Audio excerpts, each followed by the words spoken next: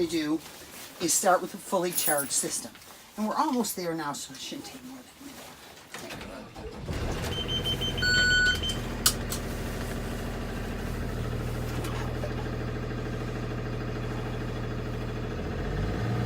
There's our cutout. So I want to kill the engine, turn it back to run so that my alarms will sound. I want to open my door and my driver's window and just listen for air leaks for a second. I don't hear any air leaks. So the first thing I'm going to do is my static air loss test. I need to release my spring brake to do that. Now, because it's an interlock, I'll have to apply my service brake as well. But when I do, I'll see an initial air loss of 5 to 15 pounds. Ooh, rolled right on that chalk, and that's why we chalk our wheels. So once the needles have stopped moving, and they have, we're going to time this for 1 minute to make sure that we don't lose more than 2 psi in 1 minute with my foot off the brake. And the needles are not moving, so we're going to pretend the minute is up. Now I'm going to do the applied air loss rate test. I'm going to apply a manly amount of pressure, 90 pounds according to the book, to the service brake. When I do, I'll see an initial air loss of 5 to 15 pounds, after which the needle should stabilize. Then I'm going to time it for 1 minute with my foot applied to make sure I don't lose more than 3 psi in that minute.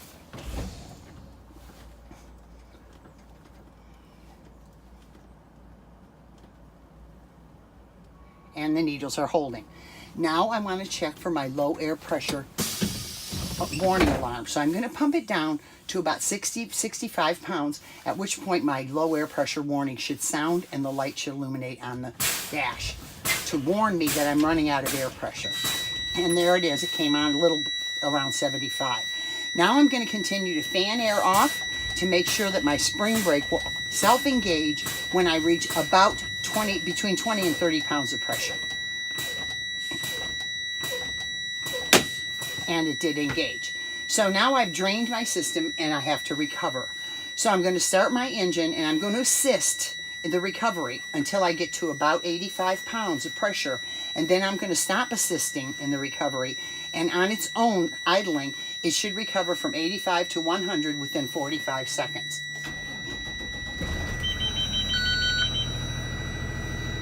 And I'm going to go ahead and high idle. I have enough fuel to do that now. Huh?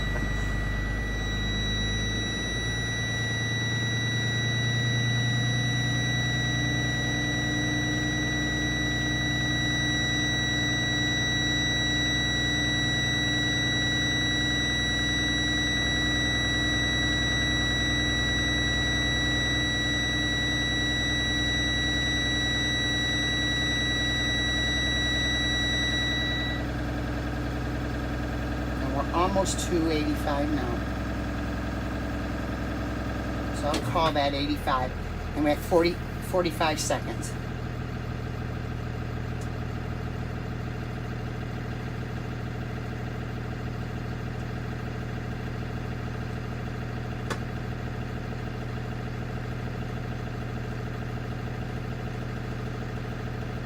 I got it at about 24 seconds, but I might have been counting a little fast. So now I'm going to high idle again to take it up to the cutout at 120, 125. And we'll hear the cutout and we'll see the needle stop rising as well.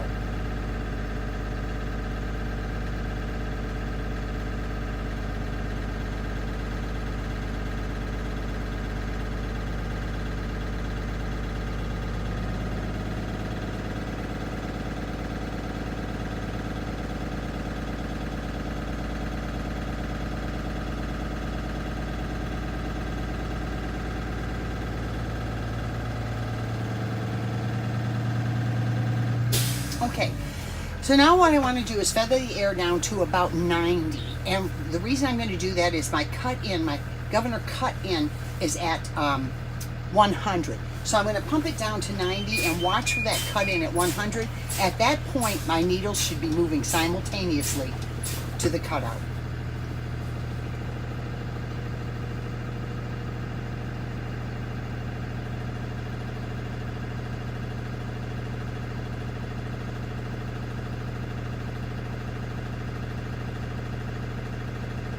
And they are moving simultaneously. I'm just going to let him go a couple more seconds, and then I'm going to assist it to 120 so that we can finish the test. That's good.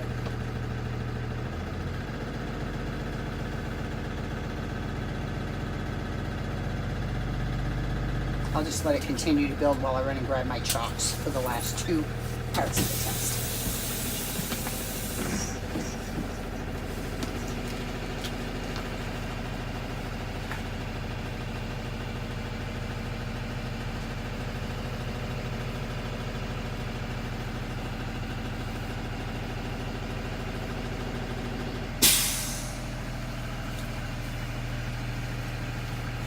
Okay, I'm on that front chalk. I roll forward onto it, so I just have to reverse it.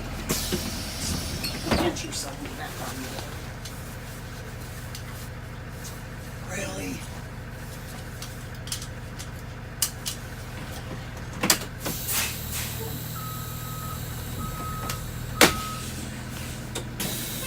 Grab those chalks and we'll finish our brake test.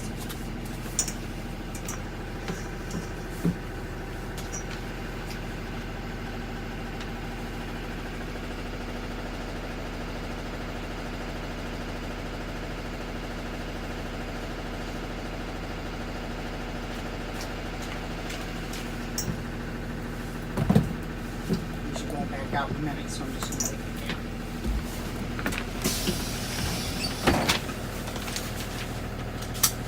there. Okay, so the next test I'm going to do is my spring brake test. I know it engaged. It is engaged. I can see that by the light on the dash, and also because I pumped it down to make sure it was self-engaged. But I'm just going to double check. Okay, so what I'm going to do is put it into a low gear, and I'm going to pull against that brake. I'm going to take it up to 1200 RPMs here to make sure that that brake holds. And it's holding. Now I want to check my service brake. With the bus in a low gear, I'm going to release my spring brake, check my danger zone.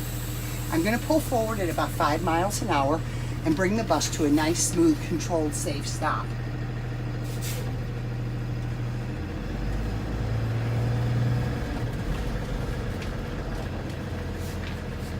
And nice. Now we're going to pull forward at 5 again, and I'm going to stop just a little more abruptly to note if there's any pull in the steering wheel to one side or the other, which could indicate that we have a slack adjuster out of whack, and also to make sure there's no squishy feel in the pedal.